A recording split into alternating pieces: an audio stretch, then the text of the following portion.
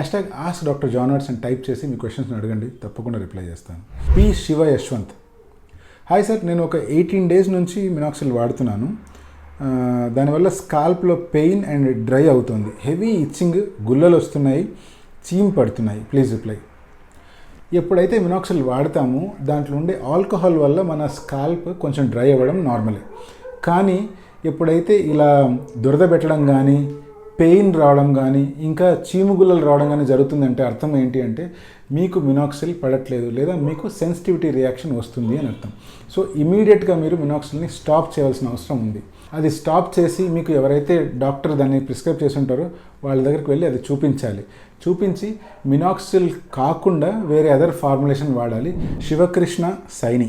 Sir, ఇతను 2 questions అడిగాడు. Number 1, HT తర్వాత మిగిలిన హెయిర్ కూడా ఫాలో అవ్వకుండా ఉండాలంటే ఏం చేయాలి? నెంబర్ 2, హెచ్టీ తర్వాత పిఆర్పి అనేది ఖచ్చితంగా చేసుకోవాలా? నెంబర్ 1, హెయిర్ ట్రాన్స్ప్లాంటేషన్ తర్వాత ఎగ్జిస్టింగ్ హెయిర్ లేదా మిగిలిన హెయిర్ పోకుండా ఉండాలంటే ఏం చేయాలి? మీ ఫ్యామిలీలో కనుక మిగతా వాళ్ళందరికీ మొత్తం బట్టలు వచ్చేసి మీకు కొంచెమే వచ్చింది, ఆ కొంచెం ఉన్న ఏరియాలో మీరు హెయిర్ ట్రాన్స్ప్లాంట్ చేసుకుని అనుకోండి, మీకు మిగిలిన ఏరియాలో బట్టలు వచ్చే అవకాశం డెఫినెట్గా ఉంటుంది. సో ఆ హెయిర్ని కాపాడుకోవాల్సిన బాధ్యత మీ చేతిలో ఉంది.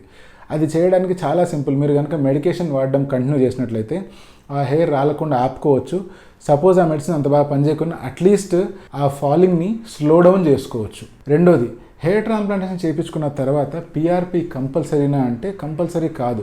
కానీ కొంతమందికి డోనర్ ఏరియా వీక్గా ఉండి అక్కడ నుంచి ఎప్పుడైతే హెయిర్ తీస్తామో, లేదా ఫ్రంట్ ఏరియాలో ఎప్పుడైతే ఇంప్లాంట్ చేసినప్పుడు కూడా ఎగ్జిస్టింగ్ హెయిర్ కూడా చాలా వరకు ఉన్నాయి, వాటిని కాపాడడం ఎంతైనా అవసరం అనుకున్నాం అనుకోండి, లేదా మీరు ట్రాన్స్ప్లాంట్ చేసిన తర్వాత కూడా కొన్ని కారణాల వల్ల మీకు హెయిర్ ప్రాపర్గా గ్రో అవ్వటం లేదనుకోండి, అటువంటి సిచ్యువేషన్లో పిఆర్పి మనకు కొంతవరకు హెల్ప్ చేయొచ్చు. సంతోష్ బి. సార్, చికెన్ తినడం వల్ల చికెన్ హీట్ ఎక్కువ కనుక హెయిర్ ఫాల్ అయ్యే వాళ్ళకి మరింత ఎక్కువగా ఊడుతుందా? ఇందులో వాస్తవం ఎంత? అలాగే షీప్ మటన్ మంచిదంటారు, ఇది ఎంతవరకు కరెక్ట్? Please answer. చూడండి, చికెన్ తినడం వల్ల అది హీట్, దానివల్ల జుట్టు ఎక్కువ రాలుతుంది, అటువంటిది ఏది ఉండదు. దయచేసి అటువంటివి నమ్మొద్దు. ప్రపంచం మొత్తంలో చికెన్ చాలామంది తింటున్నారు. నిజంగా చికెన్ తింటే హీట్ అయ్యి జుట్టు రాలుతుందంటే ఈ పాటికి అందరికీ గుండె అయిపోయి ఉండాల్సింది. మటన్ ఎక్కువగా తింటే అది మంచిది అనే మాట కూడా వాస్తవం కాదు. మటన్ తింటున్నప్పుడు దాంట్లో కొన్ని రకాల ఆయిల్స్ ఉంటాయి, అవి మన బాడీలో కొలెస్ట్రాల్ని పెంచే అవకాశం ఎక్కువగా ఉంటుంది. సో ఏది ఏమైనా కూడా చికెన్ కానీ మటన్ కానీ మోతాదుకు మించి తినకూడదు. ఒక బ్యాలెన్స్ అంటూ మెయింటైన్ చేస్తూ ఉండాలి. నాన్ వెజ్ తినడం వల్ల మనకున్న ప్రోటీన్ డెఫిషియన్సీ కొంచెం కరెక్ట్ అయ్యే అవకాశం ఉంటుంది అండ్ హెయిర్ గ్రోత్కి చాలా హెల్ప్ఫుల్గా ఉంటుంది. అంతేగాని చికెన్ తింటే తక్కువ హెల్ప్, మటన్ తింటే ఎక్కువ హెల్ప్ అటువంటిది ఏమీ లేదు. అభిరామ్. సార్, హెయిర్ ట్రాన్స్ప్లాంటేషన్ చేసుకున్నట్టు ఆపోజిట్ పర్సన్స్కి తెలుస్తుందా? గుర్తు పడతారా సార్? అలా గుర్తు పట్టకుండా ఉండేందుకు న్యూ టెక్నాలజీ ఉందా? హెయిర్ ట్రాన్స్ప్లాంటేషన్ ఎప్పుడైతే చేస్తామో మనం ఆర్టిఫిషియల్గా కొత్త హెయిర్ లైన్ అనేటువంటిది క్రియేట్ చేస్తాం. ప్రయత్నం ఎప్పటికైనా కూడా అది సాధ్యమైతే న్యాచురల్గా ఉండాలి అని ఉంటుంది. బట్ ఎప్పుడైతే హెయిర్ లైన్ అనేటువంటిది అదే పనిగా కిందికి డ్రా చేయించుకుంటారు, కిందికి ట్రాన్స్ప్లాంట్ చేయించుకుంటారు, అటువంటప్పుడు అది ఓపెన్గా కనిపించేస్తుంది. ఎవరు చూసినా దాన్ని ట్రాన్స్ప్లాంటెడ్ హెయిర్ అనుకుంటారు. అంతేకాకుండా కొంతమంది అదే పనిగా టెంపుల్ ఏరియాస్లో ఇంప్లాంట్ చేసుకుంటారు.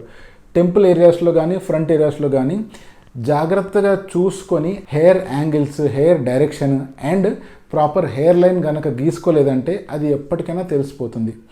ఎప్పుడైతే మనము ప్రాపర్ హెయిర్ లైన్, ఒక మెచ్యూర్ మేల్ ప్యాటర్న్ డ్రా చేసుకొని దానికి అనుగుణంగా ఫ్రంట్ ఏరియాలో సింగిల్ గ్రాఫ్ట్స్, అలా ఫైన్ గ్రాఫ్ట్స్ అండ్ స్లోగా అక్కడ నుంచి డెన్సిటీ పెంచుకుంటూ ఎప్పుడైతే వెళ్తామో అది చూడడానికి న్యాచురల్గా ఉంటుంది. సాధ్యమైనంత వరకు అవతల వ్యక్తికి తెలియకుండా ఉంటుంది. ఎప్పుడైతే హెయిర్ ట్రాన్స్ప్లాంటేషన్ చేసిన తర్వాత కూడా అవతల వ్యక్తి దాన్ని కనుక్కోలేడు, లేదా ఇప్పుడిప్పుడే ఈ వ్యక్తికి జుట్టు రాలుతుంది అని అనుకుంటుంటాడో, అటువంటి హెయిర్ ట్రాన్స్ప్లాంటేషన్ మీకు న్యాచురల్ రిజల్ట్లా అనిపిస్తుంది.